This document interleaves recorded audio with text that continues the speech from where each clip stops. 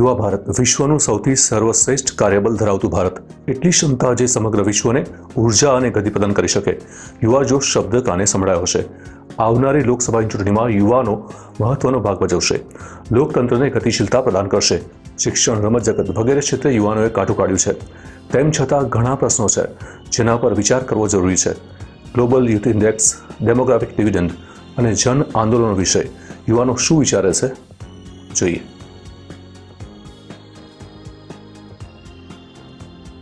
નમસ્કાર મિત્રો, હું સાહિલ સ્વાગત કરું છું આપ સૌનું અમારી આ નવી પહેલમાં, જેમાં આપણે આજના સમયમાં રહેલ સામાજિક પ્રશ્નો વિશે ચર્ચા કરીશું. તો સૌપ્રથમ તો યુથ અને યુથમાં પણ ભારતના યુથને લાગુ પડતી એક ટર્મિનોલોજી એટલે કે ડેમોગ્રાફિક ડિવિડન્ડ વિશે વાત કરીએ. તમારામાંથી ઘણાએ આ શબ્દ સાંભળ્યો હશે, પરંતુ કદાચ તેનો અર્થ તમે નહીં જાણતા હો. તો સૌપ્રથમ તેનો અર્થ સમજીએ. United Nations fund for population પ્રમાણે જ્યારે કોઈ દેશમાં વયજૂથના માળખામાં ફેરફાર થવાથી તે દેશની આર્થિક વિકાસની ક્ષમતામાં ફેરફાર થાય ત્યારે તેને ડેમોગ્રાફિક ડિવિડન્ડ કહે છે. જ્યારે કોઈ દેશની વસ્તીમાં વર્કિંગ પીપલ્સ પોપ્યુલેશન એટલે કે કામ કરી શકે તેવા લોકોની સંખ્યામાં વધારો થવાથી તે દેશની આર્થિક ક્ષમતા વધે અને તે દેશનો વિકાસ સાધવાની ક્ષમતામાં પણ વધારો થાય છે. આ સંદર્ભમાં જોઈએ તો ભારત પાસે 0 થી 14 વર્ષના વયજૂથના નાગરિકોની સંખ્યા કુલ વસ્તીના 28.6% એટલે કે લગભગ 29% જેટલી છે, જ્યારે 15 થી 65 વર્ષના લોકોની સંખ્યા કુલ વસ્તીના 63.5% જેટલી છે, તથા 65 વર્ષથી મોટી ઉંમરના લોકોની સંખ્યા 8% જેટલી. આમ જોઈએ તો ભારત આજે યુવાધન ધરાવતા દેશની યાદીમાં ચીન પછી વિશ્વમાં બીજા નંબરે છે અને 2026 સુધીમાં એક અંદાજ મુજબ ચીનને પાછળ રાખી ભારત પ્રથમ નંબરે આવી જશે. આ ઉપરાંત ભારતમાં વસ્તીનું સરેરાશ આયુષ્ય 29 વર્ષ છે, જે દર્શાવે છે કે ભારત યુવાનોનો દેશ છે અને ભારત પાસે વિશ્વની આર્થિક મહાસત્તા બનવાની ક્ષમતા છે. આ ઉપરાંત ભારતમાં વસ્તીનું સરેરાશ આયુષ્ય 29 વર્ષ છે, જે દર્શાવે છે કે ભારત યુવાનો દેશ છે અને ભારત પાસે વિશ્વની આર્થિક મહાસત્તા બનવાની ક્ષમતા પણ છે. પરંતુ આ ક્ષમતાને યુટિલાઇઝ કરવામાં થોડી અડચણો છે, જેમ કે ગ્લોબલ યુથ ઇન્ડેક્સમાં ભારતનો રેન્ક બીજા દેશોની સરખામણીમાં ઓછો આવ્યો છે. 183 દેશોના સર્વેમાં ભારતનો રેન્ક 133 જેટલો રહ્યો. આ ઇન્ડેક્સ બનાવતી વખતે રોજગારી, શિક્ષણ, સ્વાસ્થ્ય, નાગરિક, રાજકીય જેવા 5 માપદંડો અને અન્ય 18 જેટલા સૂચકો ધ્યાનમાં લેવામાં આવે છે. આ ઇન્ડેક્સમાં પ્રથમ 10 દેશોમાં જર્મની, ડેનમાર્ક, ઓસ્ટ્રેલિયા જેવા વિકસિત દેશોનો સમાવેશ થાય છે, તથા ભારતના પાડોશી દેશો જેવા કે શ્રીલંકા, ભૂટાન અને નેપાળની રેન્ક પણ ભારત કરતાં સારી છે. આથી આ ઇન્ડેક્સમાં ભારતનો રેન્ક કેવી રીતે આગળ આવે તે એક મોટો પડકાર છે. પરંતુ સકારાત્મક બાબત એ છે કે છેલ્લા થોડા વર્ષોમાં ભારતનો રેન્ક સુધર્યો છે. પરંતુ ભારત એક વિકાસશીલ દેશ છે, જે વિકસિત દેશો સાથે તેની સરખામણી કરવી યોગ્ય નથી. ભારતનું વસ્તી માળખું, સમાજ વ્યવસ્થા, ભૌગોલિક સ્થિતિ વગેરે બીજા દેશોની કરતાં અલગ છે. તેના આધારે બીજા દેશો સાથે સરખામણી કરવી એ યોગ્ય નથી. પરંતુ એ ચોક્કસપણે કહી શકાય કે ભારતના યુવાનોની ઉર્જાને યોગ્ય સર્જનાત્મક નેતૃત્વ મળે તેની ખૂબ જરૂર છે. ઘણી વખત સમાજના જુદા જુદા વર્ગો દ્વારા પોતાના હક માટે, ન્યાય માટે, પોતાની માગણીઓ માટે આંદોલનો કરવામાં આવે છે. હાલમાં જ ઘણા બધા આંદોલનો થયા. હા, આંદોલનો પણ કરવા જોઈએ, જેથી આપણી સમસ્યા તરફ સરકારનું ધ્યાન દોરાય. આપણો દેશ લોકતાંત્રિક દેશ છે. દરેક નાગરિકને પોતાની અભિવ્યક્તિનો અધિકાર છે. મોટા પ્રમાણમાં યુવાનોએ આંદોલનમાં ભાગ લીધો હતો. ખૂબ જ સારી વાત છે કે યુવા શક્તિએ પોતાના સમાજ માટે આંદોલનના માર્ગે હતી. પણ ચિંતાની વાત એ હતી કે આ બધા આંદોલનમાં હિંસાનું તત્વ ઉમેરાયું હતું. આંદોલનકારી નેતાઓ હિંસાને વખોડી હતી અને એ જ શબ્દો હતા કે આ અમારા આંદોલનકારીઓ ન હતા, વિરોધીઓએ અમને બદનામ કરવાની ચાલ હતી.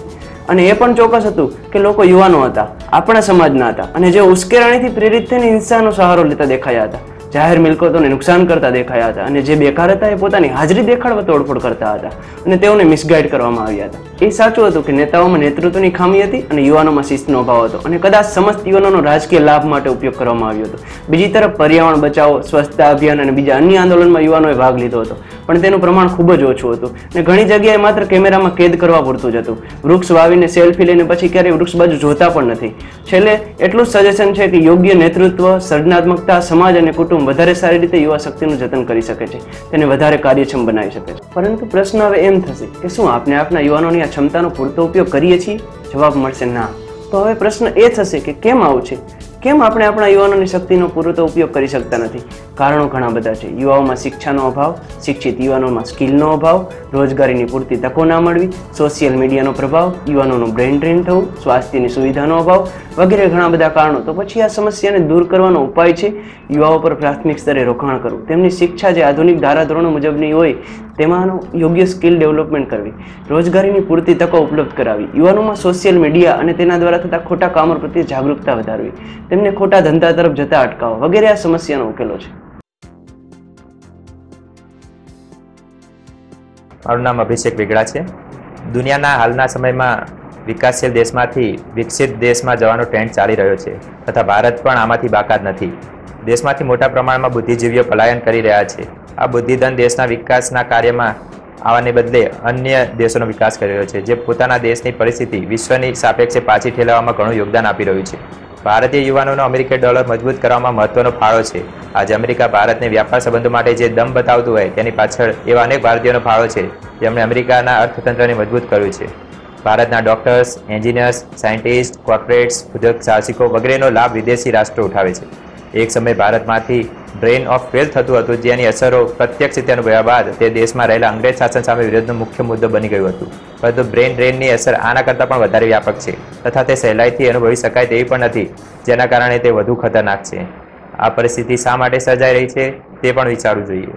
આની પાછળ સામાજિક, આર્થિક, મનોવૈજ્ઞાનિક જેવા અનેક પરિબળો ભાગ ભજવે છે.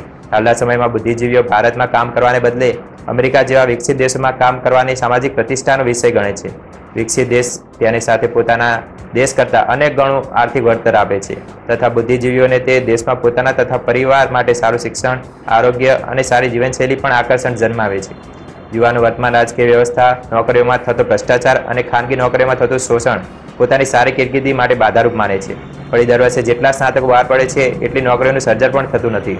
સ્કિલ્ડ લેબરની વધતી માંગ પણ વિદેશ ગમન માટે યુવાનોને પ્રેરિત કરે છે. અમુક લોકોને વિદેશના બધા આકર્ષણ ત્યજીને પોતાના દેશમાં કાર્ય કરવું હોય છે, પરંતુ તેમને દેશમાં રહેલી માળખાગત ખામીઓ અટકાવે છે તથા રાજકીય ગતિરોધનો પણ ભોગ બનવું પડે છે. આ બધી બાબતો યુવાનોમાં માનસિક તણાવ ઉત્પન્ન કરે છે અને તેને અન્યત્ર જઈને કામ કરવા મજબૂર કરે છે. વિદેશની સૌથી વધુ રેમિટન્સ ભારતમાં આવે છે, એટલે કે જે ભારતીયને આપણા દેશમાં તક મળતી નથી કે તકોનું સર્જન થયું નથી, તે લોકો વિદેશમાં કમાઈને ભારતમાં કમાણી મોકલે છે. તે જ ભારતીયો ભારતમાં રહી સેવા આપી ભારતનો જીડીપી ગ્રોથ ચોક્કસપણે ગતિશીલ કરી શકે છે. સમગ્ર પરિસ્થિતિને જોતા જણાય છે કે દેશના કાર્ય વાતાવરણમાં મોટી ખામીઓ રહેલી છે. ઉદ્યોગ સાહસિકોને પૂરતું પ્રોત્સાહન આપવું પડશે. સોશિયલ કોર્પોરેટ રિસ્પોન્સિબિલિટી, આધારભૂત માળખું જે રોજગારીનું સર્જન કરે તથા ઉચ્ચ ગુણવત્તાયુક્ત રોજગારી મળી રહે તેવા પ્રયત્નો કરવા પડશે. અન્ય દેશો સાથે સરખામણીમાં આવી શકે તેવી પાયાની સવલતો જેવી કે શિક્ષણ, આરોગ્ય, પરિવહન જેવી સવલતો વિકસાવવી પડશે. ઇન્ફ્રાસ્ટ્રક્ચર તથા યુવાનોને યોગ્ય આર્થિક વળતર પૂરું પાડવું પડશે. ભૂકંપ, પૂર, દુષ્કાળ, યુદ્ધ કે આતંકવાદી હુમલા જેવી વિષમ પરિસ્થિતિમાં સર્જાતી એકતા અને દેશપ્રેમ જો સામાન્ય પરિસ્થિતિમાં જોવા મળે તો યુવાનોમાં દેશના વિકાસ માટે કામ કરવાની ભાવના જાગે તો દેશનો ઘણો જ વિકાસ થાય, બ્રેન ડ્રેન અટકી શકે, સકારાત્મક રાષ્ટ્રવાદનો ઉદય થાય તથા ભારત એક વિકસિત રાષ્ટ્ર બની શકે. જય હિન્દ. આપણે સાંભળ્યું તેમ ભલે ગ્લોબલ યુથ ઇન્ડેક્સમાં ભારતનું સ્થાન પાછળ હોય છતાં કેટલાક વર્ષોમાં તેમાં સુધારો થયો છે. ભારત વિકાસશીલ દેશ છે. તેને વિકસિત દેશોની હરોળમાં લાવે એવો યુવાજોશ ભારતમાં છે. ચોક્કસપણે રોજગારીની તકો, શિક્ષણ, રાજકીય જાગૃતિ વગેરે બાબતો વિચાર માંગી લે તેવી છે. આપણા ડોક્ટર, એન્જિનિયર્સ, વૈજ્ઞાનિકો, ટેકનિશિયનો વગેરેની વિદેશમાં મોટી માંગ છે. આપણા દેશના વિકાસમાં આ જ યુથની જરૂર છે. અમેરિકન ડોલરને મજબૂત કરવામાં ભારતીયોનો વિશેષ ફાળો છે, તેમાં બેમત નથી. એક તરફ ભ્રષ્ટાચાર અને બેરોજગારી મોટી સમસ્યાઓ છે. તાજેતરમાં દેશમાં થયેલ પેપર લીક કૌભાંડ કે પછી યુપીએસસી સીસેટ પરીક્ષા પદ્ધતિનો વિરોધ કે જાતિગત આંદોલનો ચિંતાના વિષયો છે. તે યુવાનોનું મનોબળ તોડે છે.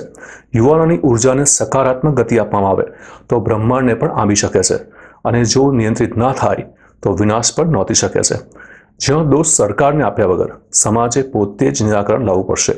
રાજકીય વહીવટ અને સત્તા એ ખૂબ જ નજીવો ભાગ છે સમાજનો. સમાજ જ મહત્વપૂર્ણ ભૂમિકા નિભાવી શકે છે. ભારતીય રાષ્ટ્રના યુવા નાગરિકો ભારતના વિકાસમાં મહત્વપૂર્ણ યોગદાન આપશે જ, તેમાં બેમત નથી. વંદે માતરમ. હું છું ભાવેશ રાઠોડ. મળતા રહીશું.